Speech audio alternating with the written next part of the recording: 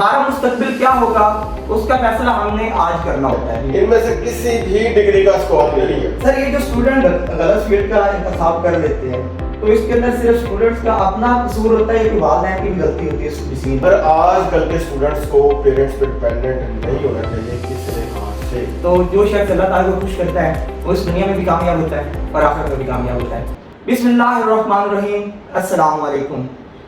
हमारा मुस्तकबिल क्या होगा उसका फैसला हमने आज करना होता है। सही वक्त पे किया गया गलत फैसला हमारे मुस्तकबिल पे गहरे असरार डालता है।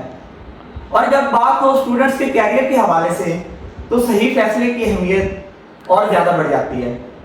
इस मौजू पे बात करने के लिए आज हमारे साथ मौजूद हैं सर जमशेद जावेद साहब, प्रिंसिपल अल बहरिया institute Lahore, MPhil mathematics sciences. जी सर, अस्सलाम वालेकुम। वालेकुम सलाम। सर मेरा सवाल आपसे ये है कि सबसे पहले हमारे सामने को ये बताइएगा कि स्टूडेंट्स इंटरमीडिएट के फौरन बाद अपने फील्ड के इंतखाब में सबसे पहली गलती क्या करते हैं? देखिए, कुछ गलतियां स्टूडेंट्स से होती हैं, कुछ पेरेंट्स से रिलेटेड होती हैं। जी सर।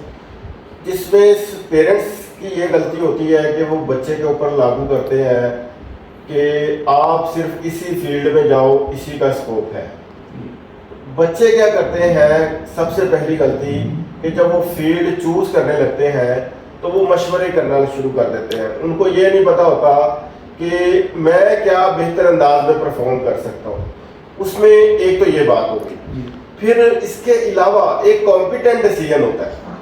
कॉम्पिटेंट डिसीजन क्या होता है कि आपने वो फील्ड चूज करनी है जिसकी मार्केट में डिमांड है, और डिमांड वो चीज है जो आपको अरूज दिखाती है, आपको सक्सेसफुल बनाती है, आपको एक कामयाब शख्स बनाती है। वो कैसे मुमकिन है? वो ऐसे मुमकिन है, आप मार्केट का एनालिसिस करें, कौन सी जॉब्स हैं जो पाकिस्तान में सबसे ज्यादा आती है। अगर आपने पाकिस्तान में काम करना है, अगर आपकी प्लानिंग ही ये है कि आपने किसी फॉरेन कंट्री में जाके एडजस्ट होना है, फिर आप प्लानिंग भी अपनी उसके मुताबिक करेंगे। अच्छा, अब इसमें एक और अहम चीज है कि मैं पाकिस्तान में रहते हुए बात करता हूँ, क्योंकि यहाँ पर ज्यादातर लोग इकोनॉमिकली वीक हैं। यानी कि एक कहते हैं lower class, middle class, upper middle class, elite class. अगर हम ज्यादातर देखें मिडिल क्लास और लोअर मिडिल क्लास के लोग ज्यादा हैं, और उससे भी ज्यादा वो है जो कि अपना गुजर बसर कर रहे हैं। अब हम देखेंगे कि ये जो है ना मिडिल क्लास और अपर मिडिल क्लास, इनको ही सबसे ज्यादा प्रॉब्लम्स है। अब मेरे पास एक स्टूडेंट आई, मैं आपको जरूर दूंगा रिकॉर्ड में, उसने कैरियर में 25 लाख रुपया यूनिवर्सिटी और कॉलेज को पे किया डिग्री लेने के लिए। और आज 2025 चल रहा है, सितंबर का महीना है, और उसके पास जनाब कोई 25,000 की नौकरी देने के लिए उसको कोई तैयार नहीं है। मतलब उसने अपने फील्ड का इंतखाब गलत किया है, उसने अपनी सलाहियतों को नहीं देखा उसके अंदर। अब देखिए ना, एक डिमांड एंड सप्लाई का रूल है। बिल्कुल है। वो अक्सर हमारे तुलबा तालिबात को पता ही नहीं होता। अगर देखें मार्केट में, मैं मिसाल देता हूँ ताकि जो ऑडियंस हमें सुन रही है उसको ये चीज समझ आ सके डिमांड एंड सप्लाई क्या होता है।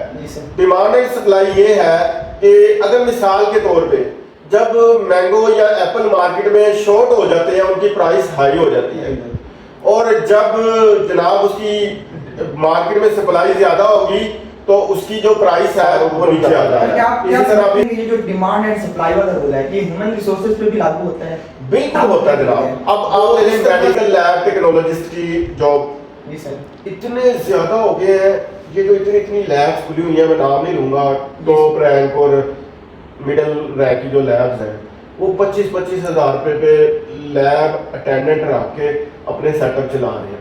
एक डिग्री है साइकोलॉजी की। अब साइकोलॉजी एक बहुत बड़ी फील्ड है, applied psychology, clinical psychology, psychiatrics, और अब इसमें और भी ज्यादा जिद्दत आ रही है। फिर इसमें होता है जो लोग ज्यादा उम्र पे चले जाते हैं उनका ट्रीटमेंट करने वाले अलग है, जो कम उम्र वाले हैं वो अलग है, जो नशा कर रहे हैं उनके लिए वो अलग है।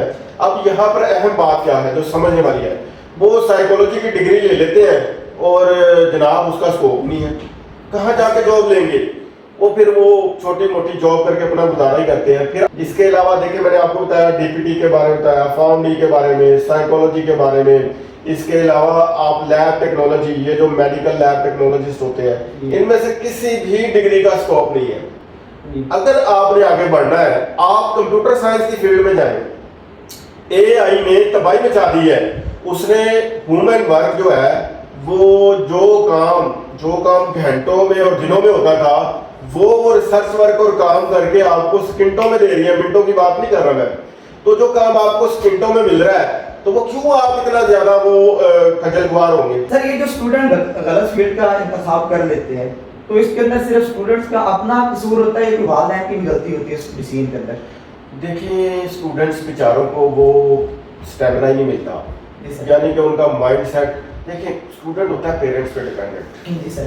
مگر آج کل کے اسٹوڈنٹس کو پیرنٹس پہ ڈیپینڈنٹ نہیں ہونا چاہیے. کس لحاظ سے؟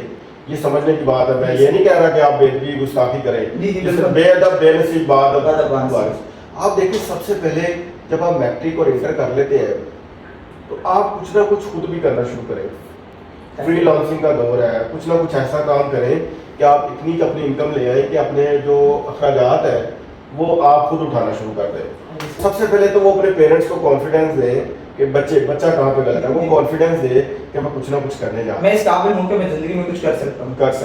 سر کیا آپ سمجھتے ہیں کہ جو انٹرمیڈیٹ کے بعد جو اسٹوڈنٹ ہوتا ہے وہ صورت حال میں ہوتا ہے کہ وہ لانگ ٹرم پلاننگ کر سکتا ہے؟ دیکھیں اس کے لیے یہ ہے کہ میں یہ سجیشن دوں گا، وہ جائے 10 لوگوں کے پاس، 20 لوگوں کے پاس، 30 لوگوں کے پاس، مگر کرے وہ جو اس کا دل چاہتا ہے، جو اس کو ایک انالیسس کر کے سمجھ آیا. ایک اپنا بھی مائنڈ ہوتا ہے نا. آج کل یوٹیوب کا دور ہے اور سوشل میڈیا کا دور ہے. وہ سرچ کریں، جی سر، ملٹیپل ریسورسز کو یوز کریں اور اس کو اسٹڈی کر کے پھر مشورہ جات کر کے استاذہ اکرام سے. اور ضروری نہیں ہے کہ آپ نے ایک استاد سے مشورہ کیا تو آپ اس کے اوپر جائیں، بس اس کی رائے لیں اور اس کے بعد اپنا مائنڈ اپلائی کریں. آپ کو کیا کرنا ہے، آپ کیسے سکسیسفل. دیکھیں میں ایک بات بتا دوں اسٹوڈنٹس کو، آپ نوکری کر کے سکسیسفل نہیں ہو سکتے. آپ نوکری کریں، ساتھ ساتھ سائڈ بزنس بھی کریں، ساتھ ساتھ اپنا کوئی نہ کوئی امپائر کھڑا کریں. وہ چھوٹا امپائر کھڑا کریں گے تو وہ ایک وقت آئے گا وہ امپائر بہت بڑا ہو جائے گا. سر جب یہ اسٹوڈنٹ کے کیریئر کے انتخاب کی بات ہوتی ہے تو والدین زیادہ تر خود ڈیسیژن کرنے کی کوشش کرتے ہیں کہ میرا بچہ ڈاکٹر بنے گا یا انجینئر بنے گا. تو آپ کیا سمجھتے ہیں کہ یہ فیصلہ والدین کو ہی کرنا چاہیے یا اسٹوڈنٹ کو دینا چاہیے اتھارٹی یا پاور کہ وہ اپنا فیصلہ خود کر پائے؟ ڈاکٹر صاحب یہ آپ نے 2 ڈگریز کا نام لیا ڈاکٹر بنے یا انجینئر بنے. دیکھیں وہ بیچارے کو کیا کرتے ہیں، جو تو امیر لوگ ہیں نا جن کے پاس پیسہ ہے، وہ کسی اگر ان کا وہ میرٹ پہ داخلہ نہیں ہوا تو وہ کسی پرائیویٹ کالج سے MBBS کروا دیں گے. ٹھیک ہے، وہ بیچارہ جب ڈاکٹر بنتا ہے نا وہ اس کا بیڑا غرق ہوا ہوتا ہے. پرائیویٹ کالج والوں نے صرف پیسہ لینا ہوتا ہے، وہ کام شام کچھ کرواتے نہیں ہے، تو وہ نہ ڈاکٹر لگ رہا ہوتا ہے تو وہ بیڑا غرق ہے. اب آپ نے انجینئرنگ کی بات کی، انجینئرنگ کا یہ رول ہے، الیکٹریکل انجینئرنگ کا اسکوپ نہیں ہے. ٹھیک ہے، میکینیکل انجینئرنگ کا اسکوپ نہیں ہے. لیکن ان کے میرٹ سب سے زیادہ ہوتے ہیں، میرٹ ان دونوں فیلڈز کے سب سے زیادہ ہیں اور آگے ان کی ڈیمانڈ کیوں نہیں ہے؟ وہی کہہ رہا ہوں نا، بچہ پہلے کام نہیں کرتا نا کہ مجھے کرنا کیا ہے. وہ یہ دیکھتا نہیں ہے پاکستان کا انجینئر الیکٹریکل انجینئر ہے یا میکینیکل انجینئر ہے یا سول انجینئر ہے.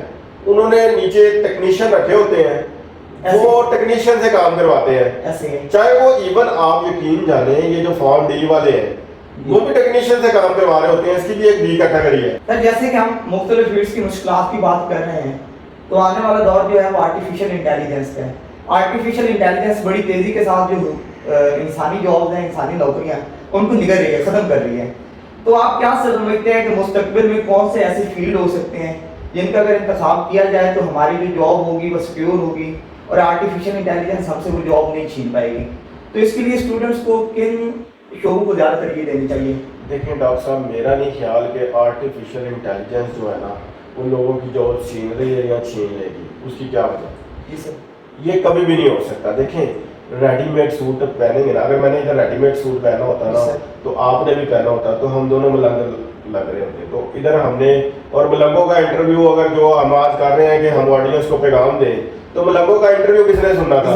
تو دیکھیں یہ آپ نے جو سوٹ ہے اپنی چوائس کے مطابق ایک کسٹمائز بنایا ہوگا. تو آرٹیفیشیل انٹیلیجنس آپ کو ہیلپ تو کر سکتی ہے، آئیڈیا دے سکتی ہے، چیزوں کو تھوڑا سا سمپلیفائی تو کر سکتی ہے، مگر کسٹمائز نہیں کر سکتی. کسٹمائز کرنے کے لیے آپ کو اپنا رول پلے کرنا پڑے گا، ہیومن ریسورس کو اپنا رول پلے کرنا پڑے گا. اس لیے یہ لوگ یہ نہ سمجھیں کہ جی آرٹیفیشل انٹیلیجنس آ گئی ہے تو ہم بے روزگار ہو جائیں گے. جس کا وعدہ اللہ نے کیا جناب، اور یہ آرٹیفیشل انٹیلیجنس کبھی بھی انسان کی جگہ نہیں لے سکتی. تو سر اب ہمارے ہر آفس میں آرٹیفیشل انٹیلیجنس آ رہی ہے، تو جو ہمارے لوگ ہیں انہیں کم از کم اسکلس سیکھنی چاہیے آرٹیفیشل انٹیلیجنس کی. تو وہ کون سی اسکلز ہیں جو اسٹوڈنٹ کو ہیلپ کر سکتی ہیں کہ وہ کل کو آرٹیفیشل انٹیلیجنس کے میدان میں اچھا پرفارم کر پائے؟ دیکھیں، ایک تو سب سے پہلے میں سمجھتا ہوں آرٹیفیشل انٹیلیجنس سے نا آپ چیزوں کو فاسٹ کر سکتے ہیں، فاسٹ کر سکتے ہیں. آرٹیفیشل انٹیلیجنس ہماری جگہ نہیں لے سکتی. فاسٹ کیسے ہوگا؟ آپ اسے آئیڈیا مانگیں گے، وہ آپ کو کوئکلی جنریٹ کر کے دے دے گا. آئیڈیا دے دیں.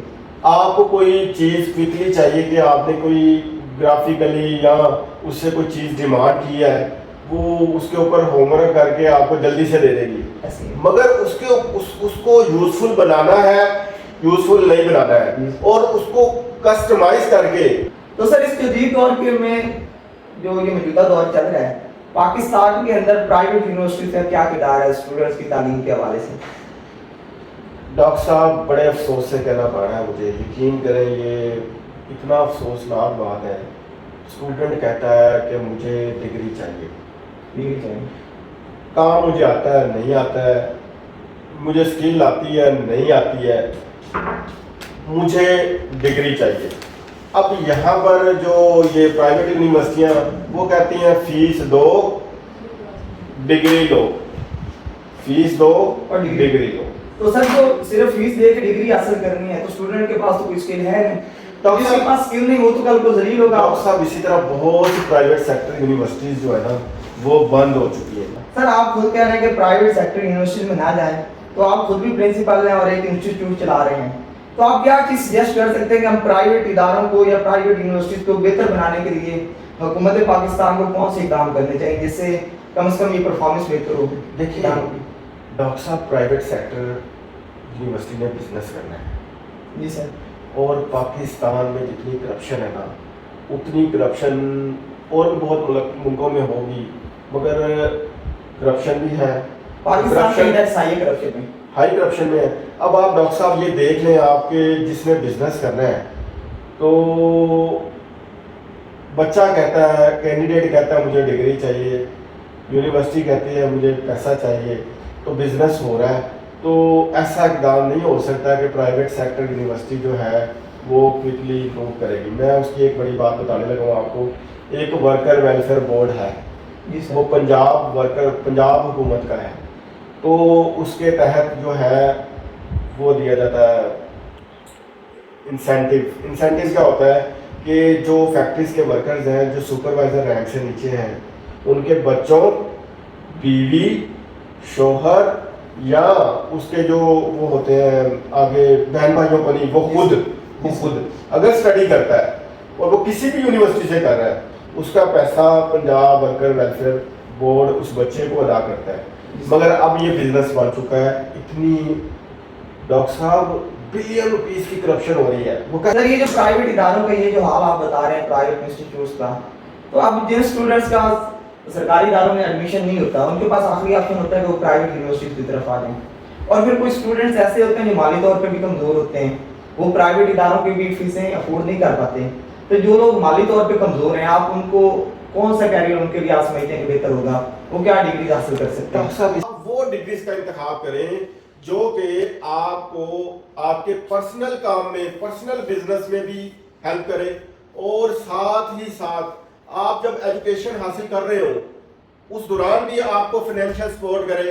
اور تیسری اہم بات کہ آپ کو نوکری بھی بآسانی مل جائے، کیونکہ کچھ اسٹوڈنٹس کی نیچر ہوتی ہے کہ انہوں نے یہ فیصلہ کیا ہوتا ہے کہ میں نے زندگی میں نوکری ہی کرنی ہے.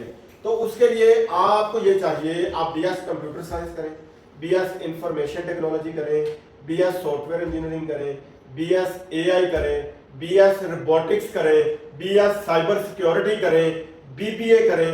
یہ کیوں کریں؟ تو سر اسٹوڈنٹس کے اندر یہ ایک اور بھی رجحان دیکھا کہ اسٹوڈنٹ اپنی کامیابی کے لیے ہمیشہ شارٹ کٹ راستہ اپنانے کی کوشش کرتا ہے، تو اس کی کیا وجہ ہے؟ اسٹوڈنٹس کیوں ہمیشہ شارٹ کٹ کی طرف جاتے ہیں؟ ڈاکٹر صاحب ہر کوئی چاہتا ہے میں راتوں رات امیر ہو جاؤں، بغیر کسی محنت کے، بغیر کسی محنت کے، بغیر کسی وجہ کے بغیر محنت کیے اور میں کہوں دیکھ لو میں نے وہ کر دکھایا.